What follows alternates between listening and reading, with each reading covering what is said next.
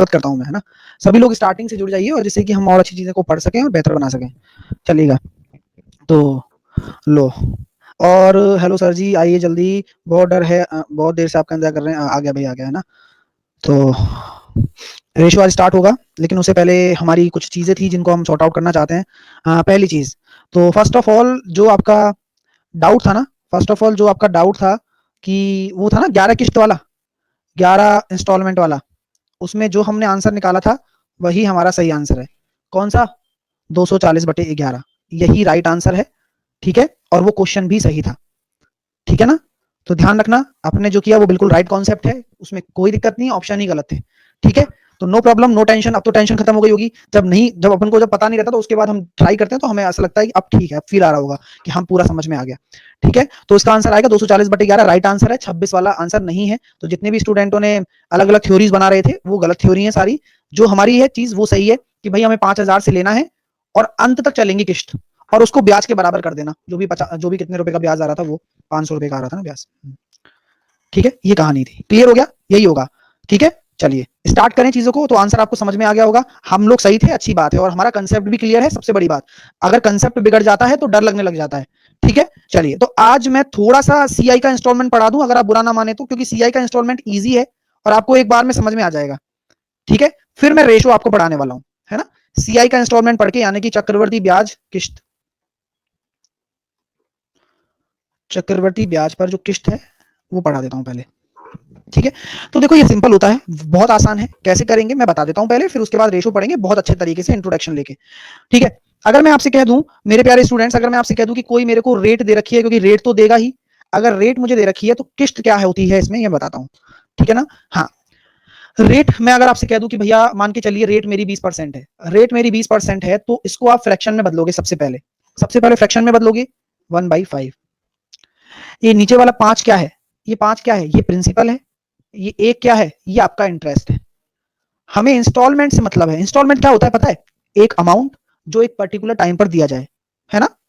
Instalment का मतलब यही तो होता है कि एक अमाउंट जो एक पर्टिकुलर टाइम पर दिया जाए और इक्वली दिया जाए, यही तो इंस्टॉलमेंट है। तो हम अमाउंट अगर निकालेंगे तो क्या मैं ये कह सकता हूं 5 से 6 हो जाएगा? बोलो, अमाउंट मैं ये कह सकता हूं कि 5 से 6 हो जाएगा। 5 अगर प्रिंसिपल है, अमाउंट 6। तो इंस्टॉलमेंट में काम ये होता है कि अगर मैं किसी पैसे को दो बराबर किसी पैसे को दो बराबर वार्षिक किस्तों में चुका रहा हूं। Hi sir, are we starting ratio today? Obviously करेंगे ना। ठीक है, ये रह गया थोड़ा सा कंसेप्ट है, बस 10-15 मिनट का है, इसको समझ लो। ठीक है ना। चलिए, तो दो बराबर वार्षिक किस्तों में चुका रहा है, यानी कि 2 ईयरली इक्वल इंस्टॉलमेंट में।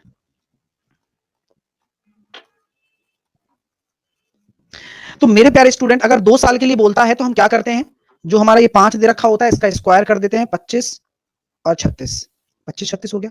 अब जब भी मैंने आपसे बोला कि यहां पर इंस्टॉलमेंट क्या होती है ना, इंस्टॉलमेंट क्या होती है? इंस्टॉलमेंट तो हर साल बराबर होगी ना। यानी कि इंस्टॉलमेंट क्या कहलाता है? इंस्टॉलमेंट वो अमाउंट है जो हर ईयर आपको बराबर दिया जाएगा। यानी कि यहां अगर आप 36 दे रहे हो तो आपको मस्ट है कि आप यहां भी 36 दो। तो इसके लिए क्या करेंगे? 6 का अगर यहां मल्टीप्लाई करोगे तो इस रेशो में भी 6 का गुणा होगा। ये तो नियम है, क्योंकि तभी तो रेशो बराबर होंगे ना।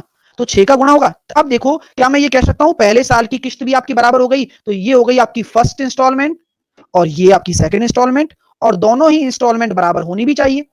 तो अगर मैं आपसे बात करूंगा तो प्रिंसिपल क्या हो जाएगा? तो प्रिंसिपल आपका हो गया 30 और 25, यानी कि 55 आपका क्या हो गया? प्रिंसिपल हो गया। ठीक है, थैंक यू अनीता, आप पढ़ाई कर लेते हैं। तो यहां मैं कह सकता हूं यहां पर कितना हो गया? 55 आपका क्या हो गया? प्रिंसिपल हो गया।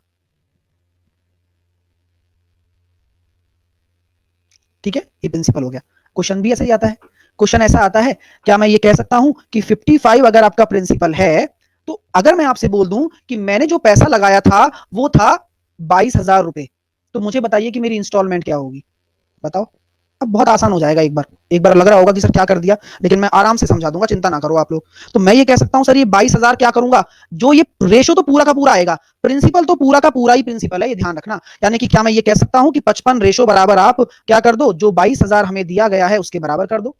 यानी कि यहां से देखा मैंने 11 दूनी 22, 11 पंजे 55 और एक रेशो बराबर कितना आ गया 4000 आ गया, और एक रेशो बराबर 4000 आ गया, तो आपका इंस्टॉलमेंट कितना है 36 है, तो 36 इंटू 4000 करोगे तो हो जाएगा 14400 एक इंस्टॉलमेंट। अच्छा, अब मैं आपसे पूछूं कि ये बताओ कि मैंने कितना इंटरेस्ट दे दिया, बताओ मैंने कितना पैसा इनको इंटरेस्ट में दे दिया, ब्याज में दे दिया, कोई बता सकता है?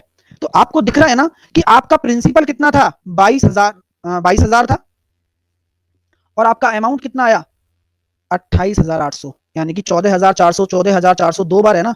तो आपने जो पैसा दिया है वो इंस्टॉलमेंट में दिया तो इतना ही है ना, दो किस्त है ना, पहली किस्त और दूसरी किस्त दोनों बराबर हैं, तो यहां पर आप ये कह सकते हो 6,800 कि क्या कह रहे हो आप, हाँ 400 होगा यहाँ पर है ना, 400 होगा आई थिंक, 400 होगा, इसको काट लेते हैं कोई दिक्कत नहीं है, 400 होगा, तो 400 का मल्टीप्लाई तो किया मैंने, सही किया मैंने, वहां गलती से लिख दिया होगा, ठीक है कोई इशू नहीं, आप देख सकते हो, वो तो कोई बड़ी बात नहीं है, वहां तो 400 से गुणा किया है ना, ठीक है, तो 6800 आपका आंसर आ गया, क्लियर है। अब नेक्स्ट क्वेश्चन करें, हो गया इंस्टॉलमेंट, यहाँ खत्म हो गया इंस्टॉलमेंट आपका, ठीक है चलो देखो, अब अगला क्वेश्चन देखिए, अगर मैं मान के चलो आपको दे देता हूं कि मेरी जो रेट है, रेट मैंने आपको दे दी 10%, अगर मैंने रेट आपको दे दी 10% और 3 साल की मैं बात कर रहा हूं कि 3 साल की बराबर इक्वल इंस्टॉलमेंट में दे रहा हूं मैं, 3 साल की इक्वल ईयरली इंस्टॉलमेंट, तो आप लोग मुझे बताइएगा कि what is the ratio between principal and the instalment, बताओ कि रेशो क्या होगा, प्रिंसिपल और इंस्टॉलमेंट के बीच का रेशो बता दो पहले तो, फिर उसके बाद आगे बात करेंगे हम। सर 5 इंटू 6 एक और बताइए, 5 गुणा 6 कहाँ है, 5 गुणा 6, अरे भाई 6 का जब इस रेशो में मल्टीप्लाई करोगे तो इसमें भी तो होगा, क्योंकि ये सेम ही तो रेशो है। चलो तो क्या मैं ये कह सकता हूँ, सभी स्टूडेंट्स में कह सकता हूँ कि इसको कैसे अप्रोच लगाएंगे, जब 10% रेट है तो मैंने क्या बताया था कि प्रिंसिपल अगर 10 है तो 11 वो हो जाएगा अमाउंट, अब 3 साल की बात कर रहे हैं हम लोग, 3 किस्तों की बात कर रहे हैं, तो क्या मैं ये कह सकता हूँ 10 का स्क्वायर 100, 11 का स्क्वायर 121, अब क्या करना है, इस 10 का क्यूब लेना है, क्या लेना है, इसी 10 का क्या लेना है आपको, क्यूब लेना है, और 11 का भी आपको क्या लेना है, क्यूब लेना है। अब हमारा मेन पर्पस क्या है, मेरा मेन पर्पस यही है कि मैं इंस्टॉलमेंट्स को बराबर तो कर लूं, क्योंकि ये वो अमाउंट है जो हर साल दिया जाएगा किस्त के तौर पर, तो इसको बराबर करने के लिए, इसके बराबर करने के लिए इसको 11 से गुणा करना पड़ेगा दोनों तरफ, और इस पूरे को 121 से गुणा करना पड़ेगा दोनों तरफ, यानी कि मेरी किस्त कितनी आ जाएगी, इंस्टॉलमेंट का रेशो आ गया मेरा 1331, ये तो मेरी एक इंस्टॉलमेंट का आ गई, एक इंस्टॉलमेंट, ईच इंस्टॉलमेंट आ गई मेरी रेशो में 1331, ठीक है। और अगर मैं प्रिंसिपल की बात करूं तो प्रिंसिपल मेरा टोटल आएगा, हमेशा ध्यान रखना, तो प्रिंसिपल आपका क्या होगा, हमेशा टोटल होगा, जैसे कि 1210, 1100 और 1000, ये आपका टोटल प्रिंसिपल है 0133, तो ये प्रिंसिपल हो गया आपका 3310। अगर आपसे प्रश्न बोल देता, क्वेश्चन बोल देता कि मेरा ईच इंस्टॉलमेंट 2662 रुपीज के बराबर है, मेरा ईच इंस्टॉलमेंट 2662 रुपीज के बराबर है, तो मुझे बताइए आप लोग सर प्रिंसिपल कैसे, रोहित यही तो प्रिंसिपल है, ये सारा का सारा प्रिंसिपल ही है, इनको ऐड किया है बस, ईच इंस्टॉलमेंट आपका ये है, तो आप लोग मुझे बताया जाए कि मेरा इंटरेस्ट कितना होगा, जो मेरे द्वारा उस दुकानदार को कुछ किसी को भी जो इंटरेस्ट दिया गया है वो कितना होगा।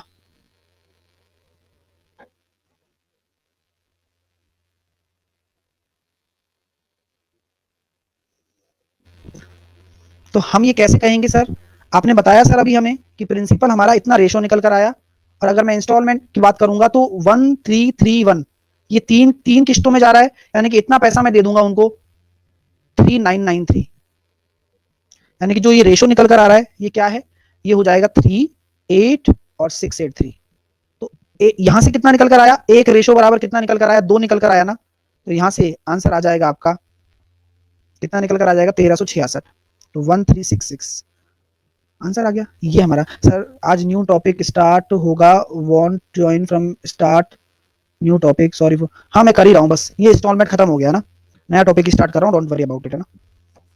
चलिए, तो इंस्टॉलमेंट यहाँ खत्म हो जाता है और कुछ भी नहीं है, 3 साल है तो 3 साल, 4 साल है तो 4 साल, हम क्या कर रहे हैं, एक बार ब्रीफ, है ना, एक बार ब्रीफ बता देता हूं मैं आपको, आपको इंस्टॉलमेंट दी जाएंगी, आपको ये पता है अगर 2 साल आएगा तो आप क्या करोगे, जो भी रेट आएगी उसको फर्स्ट रेशो तो ऐसे लिखोगे, है ना, दूसरे साल में स्क्वायर करोगे, ठीक है, 3 साल आएगा तो क्या करोगे, और स्क्वायर करने के बाद भी आपको क्या करना है, उनको बराबर करना पड़ेगा, दोनों के अमाउंट को इक्वल करना पड़ेगा।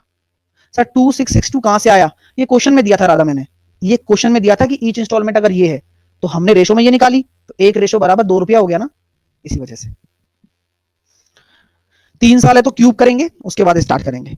ठीक है सर, 2 क्यों मल्टीप्लाई, क्योंकि 1 रेशो बराबर 2 रुपया आया था ना, तो मैंने तो यहाँ रेशो में निकाला है, तो रेशो कितना आ रहा था 683, यही तो मेरा इंटरेस्ट है, क्योंकि टोटल प्रिंसिपल मेरा ये है और टोटल अमाउंट मैं टोटल मिलाकर ये दे रहा हूं, है ना।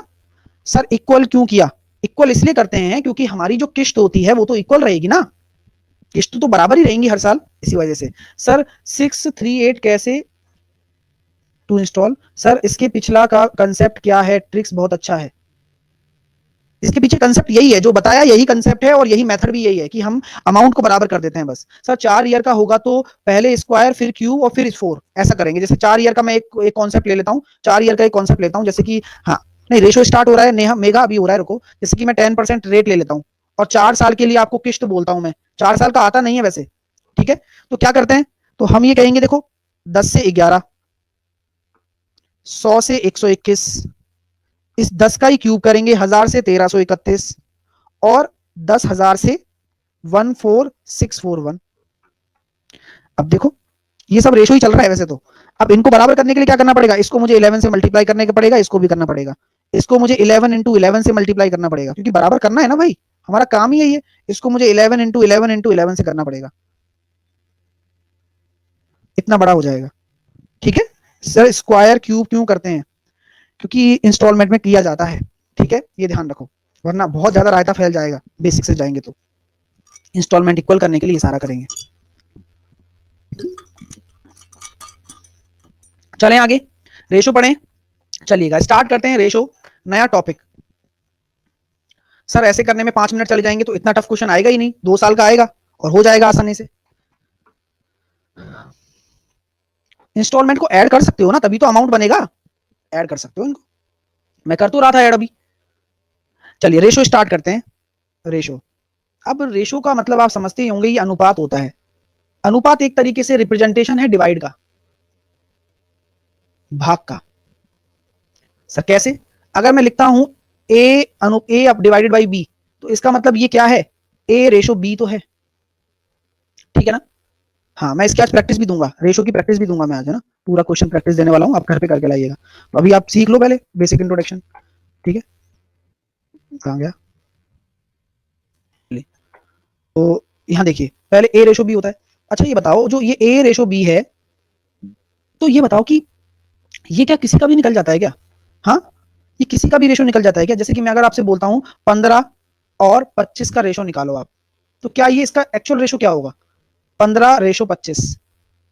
तो ये रेशो का साइन होता है, ध्यान रखना, ये जो साइन होता है ये एक तरीके से डिवाइड का ही साइन है, ये रेशो का ही साइन है, इसको हम अनुपात कहते हैं,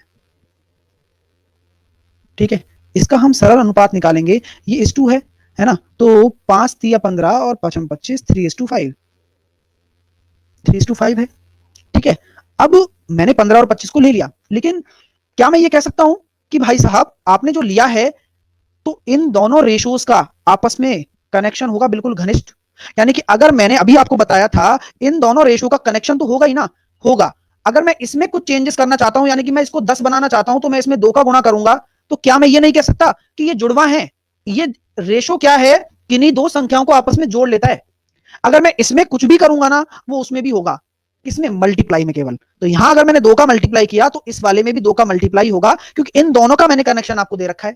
यानी कि अगर मैं आपसे सामने लिख दूं कि कोई ए और बी है जिसका रेशो दे रखा है 3:5, कोई सी और डी है उसका रेशो दे रखा है 3:5, तो क्या आप ये कह सकते हो क्या कि ए और सी बराबर हैं, क्या आप ये कह सकते हो क्या कि ए का 3 रेशो और सी का 3 रेशो बराबर है। अरे कैसे कह देंगे भाई, मोहित गाला, भाई कैसे कह पाओगे, नहीं कह पाओगे, क्योंकि हमें क्या पता ए और बी का क्या कनेक्शन है। मैं आपसे कह दूं ये तो भैया 15 है और ये 25 है, और मैं यहां कह रहा हूं ये मेरा 60 है और ये मेरा 100 है, तो हम किन्हीं दो रेशोज को आपस में बराबर कभी नहीं कर पाएंगे जब तक उनके बीच में ये वाला साइन ना लगा हो, कभी नहीं कर पाएंगे, क्योंकि हमारी घर की खेती थोड़ी ना है कि हम मर्जी चाहे 3 को 3 के बराबर कर दें। अरे ये अलग चल रहा है और ये अलग चल रहा है, हाँ इन दोनों का आपस में भले ही कनेक्शन होगा, बिल्कुल है, वो दिख भी रहा है, इन दोनों का आपस में नहीं है, लेकिन ध्यान रखना, ठीक है। चलिए तो यहां तक आपको चीजें क्लियर हो गई, समझ में आई, छोटी छोटी चीजें होती हैं, बारीक चीजें होती हैं। अब मैं आपसे कहता हूं कि मेरे को निकालो 15 किलोग्राम और 25 किलोमीटर प्रति घंटा का रेशो निकालो। तो रेशो की एक खास बात यह भी होती है कि हम इनका रेशो नहीं निकाल सकते सर। क्यों क्यों नहीं निकाल सकते भाई? अरे सर, इनका रेशो तब तक नहीं निकाल सकते क्योंकि किलोग्राम और किलोमीटर पर घंटा ये डिवाइड हो रही है आपस में, और डिवाइड आपस में हो नहीं सकती है। लेकिन क्यों? क्योंकि ये सेम क्वांटिटी नहीं है, सेम यूनिट का ही रेशो निकलता है, ये ध्यान रखना। तो पहली बात तो ये भी क्लियर हो गई कि ये रेशो संभव ही नहीं है। पहली बात, यूनिट डिफरेंट डिफरेंट है, तो हम इसका पर्टिकुलर रेशो नहीं निकाल पाएंगे। तो यहां तक हमारी छोटी छोटी चीजें थी जो हमने सीखी। अब रेशो डिफरेंट डिफरेंट टाइप के होते हैं। तो आपने एक चीज और सुनी होगी, प्रोपोर्शन का नाम आपने सुना होगा। किसका? प्रोपोर्शन का। प्रोपोर्शन, प्रोपोर्शन को कहते हैं समानुपात। यानी कि नाम से ही पता लग रहा है कि नहीं, दो रेशोज को अगर बराबर करने का कोई काम करेगा तो वो प्रोपोर्शन भाई साहब करेंगे, और इसका साइन इस तरह से होता है, किन्हीं भी दो रेशोज का। यानी कि अगर मैं आपके सामने लिख देता हूं ए रेशो बी, ये प्रपोर्शन में है सी रेशो डी के, तो इसका साफ साफ मतलब है, जो ये सिंबल दे रखा है दैट इज द इक्वल का सिंबल है, इक्वल का सिंबल है।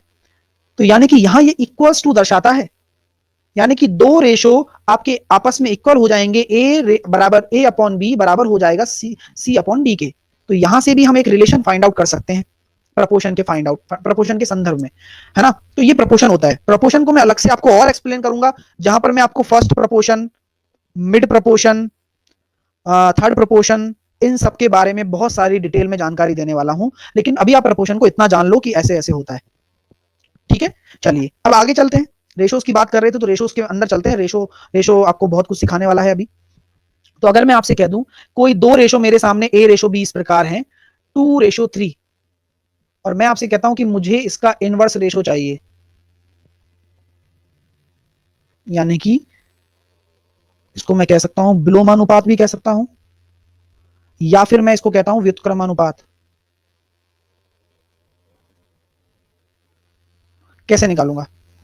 अभी तो आपको लग रहा होगा कि भाई ये तो सर आसान हो गया, ये तो कोई काम थोड़ी ना है, आपने ए रेशो बी दे रखा है, हम बी रेशो ए निकाल देंगे, यानी कि ये कितना हो जाएगा, उल्टा हो जाता है, 3:2 हो जाता है।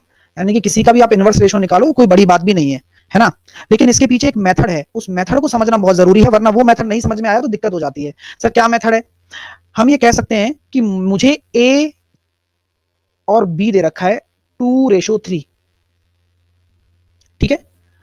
यहां पर क्या है, क्या मैं इसको कह सकता हूं ये 2x हो गया सर और ये 3x हो गया। अभी मुझे क्या निकालना है, 1/a रेशो 1/b तो निकालना है। यानी कि मुझे क्या निकालना है, 1/2x रेशो 1/3x, यही तो निकालना है ना भाई, मुझे यही निकालना है भाई। मैं बिल्कुल बेसिक से लेके चल रहा हूं इस चीज को, क्योंकि पहले इसकी नींव को समझा जाए कि हम डायरेक्टली क्यों करेंगे, क्योंकि हम बाद में डायरेक्टली करने वाले हैं, ठीक है। अब हम जानते हैं कि यार ये तो सही नहीं है ना, ये सही रिप्रेजेंटेशन थोड़ी है रेशो का, नहीं। तो हम क्या करते हैं, एलसीएम ले लेते हैं। तो हम क्या करते हैं, जो संख्या दे रखी होती है उनका ही लेंगे बाद में, तो लेकिन ये आता इस तरह से है। तो एलसीएम ले लेंगे, तो एलसीएम कितना आ जाएगा, 6 आ जाएगा। एलसीएम 6 आ जाएगा, तो अगर मैं 2x का अगर 6x आ जाएगा, तो 2x का अगर 6x में दूंगा तो 3 आ गया, और 3x का 6x में दूंगा तो 2 आ गया। तो यहां से जो अनुपात होता है वो उल्टा हो जाता है। समझ में आ रही है बात? अब मैंने ये क्यों समझाया, क्योंकि अगर दो होते हैं तो आसान है। जैसे कि मैं अगर आपसे बोल दूं ए रेशो बी मेरे को 5:3 दे रखा है, तो इसका इनवर्स बताओ, तो आप क्या करोगे, बी रेशो ए कर दोगे, जो कि हो जाएगा 3:5। एलसीएम कहां गया? बहुत बढ़िया डाउट है ये तो। ऐसा डाउट मेरे पास कभी नहीं आया कि सर एलसीएम कहां गया। देखो दोस्तों, ये क्या बन जाता, 3/6x हो जाता, और ये क्या हो जाता, 2/6x। तो 6x से 6x कट जाता है, ठीक है। जो जो डिनोमिनेटर होता है वो तो कट जाएगा ना, तो इसी वजह से वो रेशो ही तो आता है। रेशो क्या करता है, फालतू की चीजें सारी काटो। रेशो का मतलब यही तो है। आज मैं आपसे कह दूं 50,000, मैं लिख देता हूं 53,567 बटे 5,8,9 अनुपात, मैंने आपके सामने लिख दिया 63,786 अपॉन 6 अपॉन 589। तो अब लोग मुझे बताओ कि जो नीचे मेरा डिनोमिनेटर है, अब उसको लिखने का कोई मतलब है क्या? जब बराबर है तो इसका रेशो है वो कट गया, यानी कि रेशो ये एक्चुअल रेशो ये रह जाता है। 589 को हटाओ, जो बराबर चीजें हैं वो तो सारी कट जाती हैं, तो एक्चुअल रेशो जो निकालना है हमें, डिनोमिनेटर कट हो जाता है। आगे चलते हैं। अब 2 का तो आपने निकाल लिया, लेकिन बात आती है 3 की। अब समझ में आएंगी चीजें आपको, कि अगर मैं आपसे कहता हूं ए अनुपात बी अनुपात सी, आपको दे रखा है 3:5:4, तो इसका इनवर्स रेशो बताओ। तो बस यही पूछेगा आपसे पेपर में कि भैया इनवर्स रेशो बताओ, इसका विलोमानुपात बताओ, इसका व्युत्क्रम बताओ, तो कैसे निकालोगे? तो तरीके बहुत सारे हैं हमारे पास, हम हमेशा से सीखते आए हैं। 3, 5, 4 का हमें विलोम अनुपात निकालना है तो हम एलसीएम ले लेते हैं हमेशा। तो कितना हो गया एलसीएम? तो क्या मैं ये कह सकता हूं 60 हो गया। तो अगर 3 का भाग दोगे तो कितना हो जाएगा आपका? हो जाएगा 20 अनुपात 5 का भाग दोगे तो कितना आ जाएगा 12, और 4 का भाग दोगे तो 15। तो 20, 12, 15। क्लियर है? समझ में आ गया? समझ में आ गया ये कितना आसान था? और आप जो निकाला है उसको कवर करके मल्टीप्लाई। समझ में आया ना? अब क्यों हो रहा है? अब आप डायरेक्टली कभी भी करते हो तो अब आपको ये समझ में आना चाहिए कि सर हम क्यों एलसीएम लेते हैं। अरे लेना ही पड़ेगा, क्योंकि नियम है। इन्वर्स करने के बाद में जो नियम चलता है वो हम डायरेक्टली कर ले रहे हैं। ठीक है, यही कंडीशन आपकी बहुत काम आने वाली है, आगे भी बहुत काम आएगी। ठीक है भाई साहब, समझ में आ गया आपको? चलो, तो ये बहुत सारी चीजें जो मैं आपको और बताने वाला हूं अकॉर्डिंग टू द नियम। एग्जैक्टली। अब मैं एक और देता हूं आपको। अगर मैं आपके सामने बोल देता हूं, क्वेश्चन देखो कैसे कैसे बन जाते हैं, खतरनाक खतरनाक। 3a बराबर 5b बराबर 8c मैंने दे दिया। तो बताओ ए बी सी का रेशो। अब जो ये कंडीशन है ये भी सेम ही है, दिखाने के लिए बस। ये भी सेम ही है, क्योंकि यहां मल्टीप्लाई आ गया ना आगे, कोई फर्क नहीं पड़ता इससे हमें। कोई आ गया तो आ गया, क्या करें, वही काम करना है, आपको एलसीएम लेना है। क्योंकि ये जब तक सही रेशो में ना बदल जाए तब तक आपको चैन नहीं आएगा। और मैंने यहाँ ले लिया कितना, यहाँ मेरा एलसीएम आ जाएगा 120। तो यहाँ रेशो कितना आ जाएगा, 3 का डिवाइड करोगे 120 में तो ये हो जाएगा 40, 5 का डिवाइड करोगे तो 24, और 8 का डिवाइड करोगे 15। तो 40, 24 और 15 मेरा सही रेशो आ रहा है, बिल्कुल अच्छे तरीका से। क्लियर हो रहा है? सबको समझ में आया? बहुत खूबसूरत। तो समझ में आ रहा है, इससे देखो कितनी सारी चीजें और आसान हो जाएंगी आपके लिए। कल को मैं कहता हूं 1/3 a बराबर 1/5 b बराबर 1/4 c, मुझे निकाल के बताओ क्या होगा। अब देखो कितनी सारी चीजें सीखोगे आप एक ही कॉन्सेप्ट मात्र से। मैं अभी कुछ नहीं कर रहा हूं, ये भी सही रेशो नहीं है। तो अब इसको कैसे करना है, इसको कैसे करना होता है, इसको हम पहले इसका बेसिक सीखो। पहले इसका बेसिक सीखो। अरे सर ये दे रखा है तो हम इसको किसी कांस्टेंट के बराबर मान लेते हैं ना। देखो बहुत प्यारी चीज बताऊंगा, आप देखना आप। तो क्यों ना मैं इसको किसी कांस्टेंट के बराबर मान लूं। मैंने मान लिया के। तो ए बराबर कितना आ जाएगा, ए बराबर आपका आ गया 3 के, बी बराबर आपका आ गया 5 के, और सी बराबर आपका आ गया 4 के। तो आपका रेशो कितना आ जाएगा, सबका गलत है, 3, 5, 4। यही रेशो आएगा एबीसी का। देख लो। तो क्वेश्चन को समझो, हर चीज की लिमिटेशंस हैं। पहली बात तो वहां वो था ना, वो ऑलरेडी आपका क्या है, नीचे डिनोमिनेटर में आया हुआ भाई साहब। आप उसको देखोगे तो वो बराबर ही है के बराबर। अब अगर मैं ऐसे इस क्वेश्चन को कर दूं, है ना सर, ऐसा क्यों क्वेश्चन एलसीएम ना लिया, ऐसा क्यों एलसीएम ना लिया, एलसीएम लेने की जरूरत ही कहां पड़ी। अब देखो एलसीएम कब लेता मैं, अगर मैं क्वेश्चन इस तरह से दे देता आपको, 2/3 a बराबर 3/5 b बराबर 4/3 c। अब बताओ मेरे को ए बी सी का क्या रेशो होगा, बताओ। अब क्या करते, वही दिमाग लगाओ।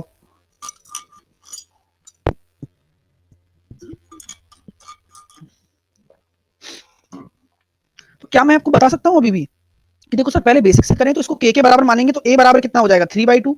हाँ जी, उल्टा कर लेते हैं बस, जो भी फ्रैक्शन मल्टीप्लाई हुआ है उसको उल्टा कर लेते हैं। अब लो जी खोल के आप एलसीएम, एलसीएम कितना आ जाएगा, यहाँ से 12 आ गया, 12 आ गया तो यहाँ से देख लो आप, 12 एलसीएम आ गया तो 6×3 = 18, 4×5 = 20 और 3×3 = 9, 18, 20 और 9 आपका सही आंसर आया। क्लियर हुआ मेरे दोस्तों को? सर पहले क्यों नहीं के मानकर किया, पहले क्यों नहीं किया, क्योंकि पहले जरूरत ही नहीं पड़ी, क्योंकि यहाँ पर के मानते तो हमारे पास इस तरह की कोई वैल्यू भी नहीं थी ना। अगर मैं के मानता भी तो कितना आता, आप सोचो 1/3 तो आता, 1/5 आता, और 1/8 आता। तो बात तो वही पड़ रही है, दोनों सारी चीजें सेम ही तो हैं। ठीक है, क्लियर है, सेम ही तो है। मैं बता रहा हूं कि अगर यहां पर इस तरह के कोई फ्रैक्शन आ जाए जिनमें न्यूमरेटर भी हो तो उसको उल्टा करके डायरेक्टली निकाल सकते हैं। ठीक है, क्लियर करो इन चीजों को। जैसे कि मैं एक एग्जांपल देता हूं, जैसे कि मैंने एक एग्जांपल दे दिया 2/5 a 4/3 b और 3/8 c। लो करो, अब मुझे ए बी सी का निकालो। तो अब यहां पर मैंने क्या दे रखा है, डिनोमिनेटर देखो उल्टा कर दो डायरेक्टली। अगर डिनोमिनेटर यहां कुछ ऐसा नंबर आ जाए ना तो उल्टा कर दिया जाता है हमेशा। तो देखो बात वही है सारी की सारी। तो यहां पर मैं कह सकता हूं 5/2, 3/4 और 8/3। एलसीएम आ जाएगा वही 12। तो यहां कह सकते हैं 6×5 = 30, 9 और 8×4 = 32, 30, 9 और 32 आपका आंसर है। क्लियर हो गया भाई साहब? सर बिना उल्टा करके एलसीएम नहीं ले सकते सर। रामानंद सागर, बहुत अच्छा नाम है। देखो भाई, नहीं ले सकते। कॉन्सेप्ट समझो, मैं शुरू से वही काम कर रहा हूं जो अभी यहां हो रहा है। पहले क्या था, एक एक चीज को क्लियर करना। अब एक एक एग्जांपल लेता हूं लास्ट में, है ना, सारे एग्जांपल क्लियर करता हूं। देखो, मैंने लिया 5A बराबर 7C बराबर 3B, सॉरी 7B बराबर 3C। एक एग्जांपल मैंने ये ले लिया। एक एग्जांपल मैं ले रहा हूं 1/5A, 1/7B, 1/3C। ठीक है। एक एग्जांपल मैंने ले लिया 2/5A, 5/7B और 15 बाई, मैं ले 7 ले लेता हूँ, 7 क्या लूँ, कुछ भी ले लो, 4 लेता हूँ, 4/3C। अब सारे डाउट क्लियर हो जाएंगे। इसमें हम क्या करते हैं, यहाँ पर एक्चुअल में जो दिख रहा है वो आपको दिखना चाहिए। यहाँ पर बटे 1 है, दिख नहीं रहा, लेकिन दिख नहीं रहा। एक ये भी तो फ्रैक्शन है, तो इसका एलसीएम ले लो डायरेक्टली। एलसीएम लेना पड़ता है, तो एलसीएम ले लेंगे तो कितना हो जाएगा। एलसीएम आएगा मेरा 5, 7 और 3। तो यहां से जो 5 का डिवाइड करूंगा तो कितना आ जाएगा 21, 7 का डिवाइड करूंगा तो कितना आ जाएगा 15 और 3 का डिवाइड करूंगा तो कितना आ जाएगा, आपके सामने दिख रहा है ना आपको, क्योंकि अगर कट नहीं रहे तो हम हटा हटा के काट सकते हैं 35। तो यहां से इसका रेशो ये आ गया। अब आपके दिमाग में चल रहा होगा चक्कर कि सर यहां भी एलसीएम लो। अरे ले लो भाई, ये वाला पार्ट तो आपका क्या है, एक है ना, तो इससे फर्क नहीं पड़ता, जो नीचे वाला भाग है वही डायरेक्टली रेशो हो जाएगा। क्योंकि आप इसको अगर के बराबर भी करोगे तो ए बराबर 5 के, बी बराबर 7 के और सी बराबर 3 के, तो ये है। तो एज इट इज जो नीचे है वो डायरेक्टली हो जाएगा। इसलिए तो कहता हूं हमेशा क्लैरिटी लाओ। अब ये क्या है, उल्टा करो, क्योंकि 2/5/2 होगा, 7/5 होगा, 4/3 होगा। अब इसका एलसीएम लेना है भाई साहब, सॉरी 3/4 होगा ना,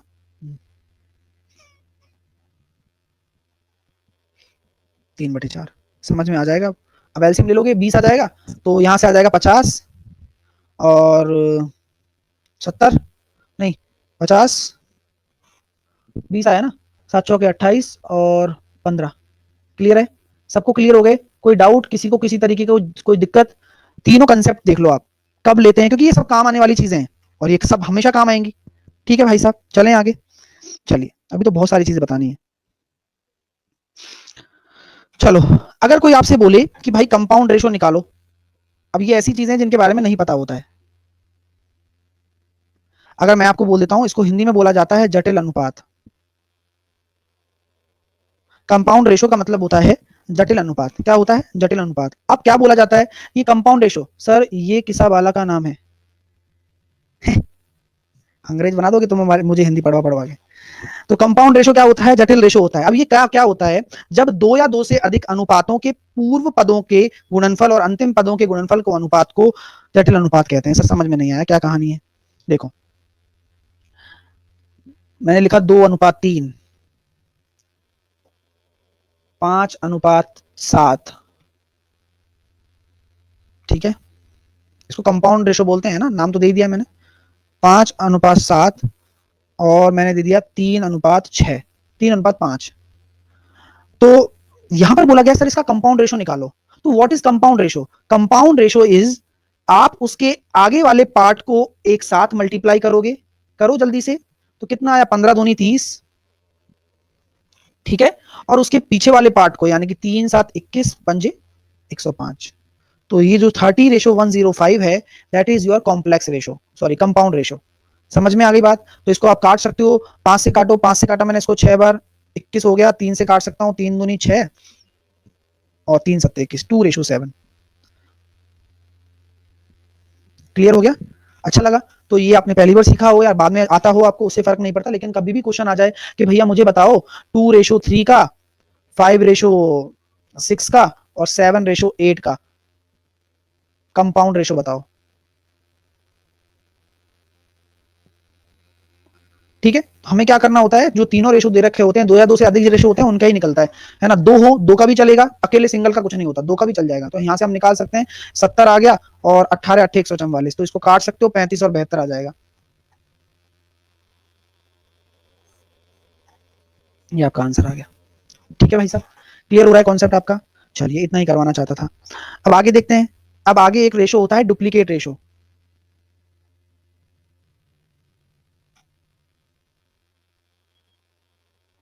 किन्नारी, किन्नारी सोमपाल, पहले भी तो लिया था नाम, ऐसे क्यों बोलती हो कि नहीं लिया है? पहले भी 2 3 बार ले चुका है, मुझे अच्छे से याद है। सर अगर 2A, हाँ एक मिनट एक मिनट, आपने क्वेश्चन भेजा है, मैं इसको ले लेता हूँ एक बार को। शुभांगी ने क्वेश्चन भेजा है, 1 सेकंड, वेट ए सेकंड। 2A बराबर 1/4B बराबर 3C, ये क्वेश्चन है। अब आप देखिए, इसका रेशो निकालो। तो देखो कॉन्सेप्ट तो वही कहता है ना आपका, कि भैया हम तो ये जानते हैं सर 2/1 है ये, हम क्या ले लेंगे, हम क्या लेंगे, कुछ भी नहीं करेंगे सर, हमारे पास ये रेशो ही तो एक तरीके से तो 1/2, ये 4 हो जाएगा, ये 1/3।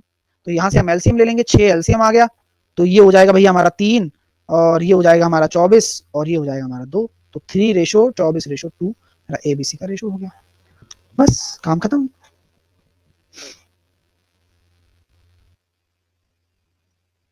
क्लियर? बात कर रहा था मैं डुप्लीकेट रेशो की।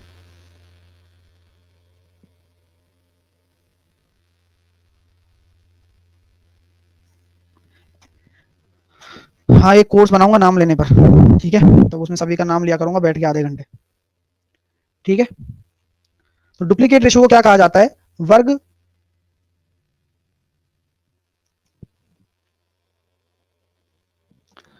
चलिए, तो इसको कहते हैं वर्ग अनुपात। ठीक है, तो वर्ग अनुपात इसको कहा जाता है। जैसे कि अगर मैं आपसे बात करूं कि जैसे कि मैंने आपको कोई रेशो दे दिया 2:3:5, इसका डुप्लीकेट रेशो बताओ, तो क्या करोगे? इसका स्क्वायर कर दोगे, यानी कि 4 हो जाएगा, 9 हो जाएगा और 25 हो जाएगा। ये डुप्लीकेट रेशो हो गया, है ना। आपका डुप्लीकेट रेशो ये हो जाएगा। ए बी सी का अगर आप डुप्लीकेट रेशो निकालते हो तो इस तरह से निकल के आ जाता है। ठीक है, अगर हम बात करें सब डुप्लीकेट रेशो की,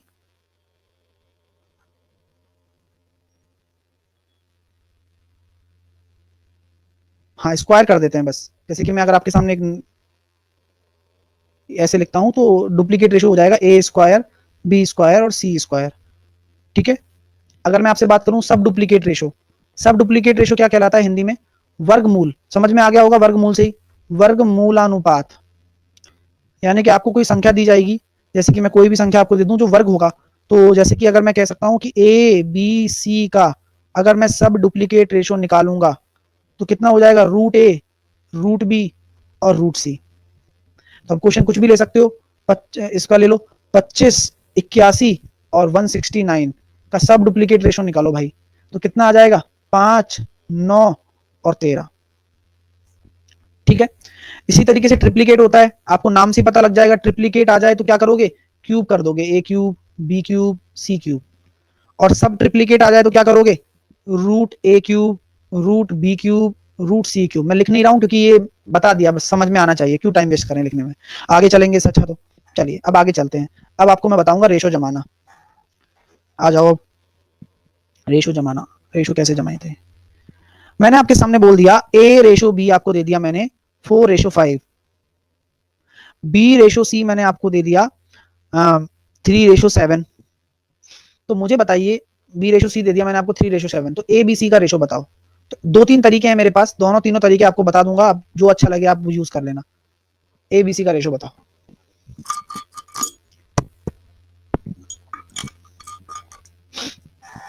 तो देखिएगा दोस्तों, यहां पर मैं ये कह सकता हूं कि A:B कितना है? 4:5 है। B:C कितना है? 3:7 है। आप B के नीचे B को जमा दो, बस इतना तो आप कर ही सकते हो कम से कम। ठीक है, अब आप लोग मुझे ये बताओ कि इस 5 के बगल में जगह खाली है तो कौन भाई साहब बैठेंगे? आज आपके मकान के बगल में कोई बगल में जगह खाली बचे तो आप प्लॉट उस आप ही तो घेरोगे, ये थोड़ी कहोगे कि सामने वाले से भाई तुम आके कचरा डाल लो या फिर तुम आके घेर लो। नहीं, आप ही घेर लोगे, यानी कि यहाँ भी आप ही बैठोगे। ठीक है, इस वाले की जगह बगल में खाली जगह है तो आप ही बैठोगे। तो बस आंसर आ गया। तो इस तरीके से आपको खाली जगह भरनी होती है, बाकी सब काम अपने आप हो जाएगा। जैसे कि 12, 15 और 35, ये आपका सही उत्तर है जो कि आ गया।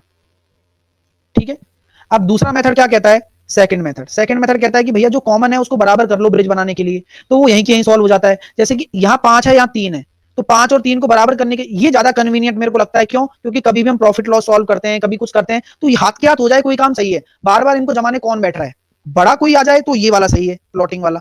ठीक है ना, तो पेपर में, पेपर के पॉइंट ऑफ व्यू से बता रहा हूं कि अगर वो आप कर सको तो वो ज्यादा आसान है। जैसे कि कैसे सर, दो के लिए तो आसान ही है, यहाँ 3 है, यहाँ 5 है, तो क्या करेंगे, बी को इक्वल कर दो, तो इसको 5 से गुणा कर दो और इसको किससे गुणा कर दो, 3 से कर दो। अरे भाई तुमसे कौन बोल रहा है, चलो। तो यहां पर मैं ये कहना चाहता हूं आपसे, यहां कितना आ जाएगा, 12 और वो 15 और 35, 12, 15 और 35। क्लियर हो गया? तो जो भी अच्छा लगे वो यूज कर सकते हो। तो इसमें डिफरेंट डिफरेंट टाइप के क्वेश्चन बनते हैं। ठीक है ना, चलिए। तो अब मैं बहुत सारे क्वेश्चन करवा देता हूँ इस पे बेस्ड, फिर और भी बहुत सारे क्वेश्चन करवाने हैं। तो आप मस्त रहिए ना, चीजों को बहुत अच्छे से सीखेंगे और अच्छा सीखेंगे, तो टेंशन ना लो। चलो,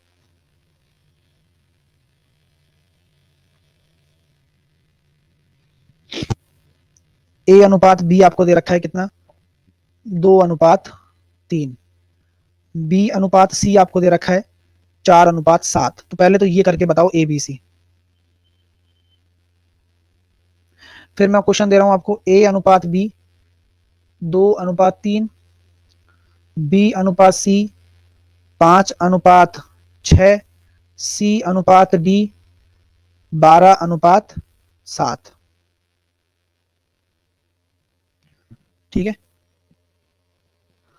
एक क्वेश्चन दे रहा हूं मैं, ए अनुपात बी 2:3, बी अनुपात सी 1:3, सी अनुपात डी 1:4 और डी अनुपात ई 4:6। नहीं, 7 कर देते हैं, चलो करके बताओ। तो क्वेश्चन जैसे जैसे कहता है वैसे वैसे करते जाओ। मैंने यहाँ देखा कि मैं इसको डायरेक्टली भी बराबर कर सकता हूँ सर। यहाँ पे मैं 4 का गुणा कर दूं और यहाँ पर मैं 2 का गुणा कर दूं, सॉरी 3 का गुणा कर दूं। मेरा कितना आ जाएगा यहाँ से, 8, 12 और 21। ये मेरा रेशो आ गया। ठीक है, आगे गया मैं इस वाले पे। तो अब मैंने यहाँ देखा, आपका पीडीएफ का कोर्स कब तक आएगा?